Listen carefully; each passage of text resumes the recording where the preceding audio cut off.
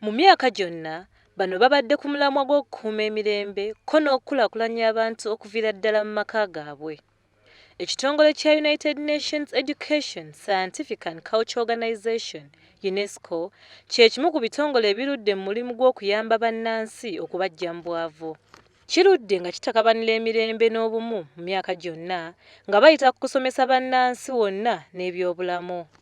Omukubiriza wa Parliament, Retired Honorable Rebecca Kadaga, wano wasinzidde n'asiima ekitongole kino olw'emirimu gyakyo. Particularly, we take note of the achievements in education.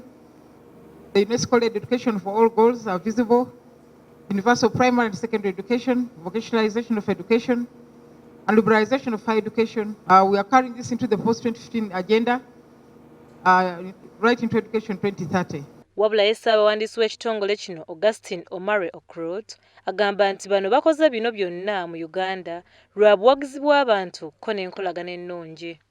Reflect what have we done with UNESCO for the last 70 years, what else could we have done better, and what else can we do now as we move to the next 70 years. And I think it's also very timely as it comes at a time when only last week the UN General Assembly has just declared the Sustainable Development Goals, and sustainable development is one of the key areas of focus of UNESCO within its fields of competence. UNESCO ekola emirimu gyayo ng'eyita kusomesa abantu obuwangwa, okutumbula enkolagana ko n'okulongoosa empuliziganya ez'enjawulo.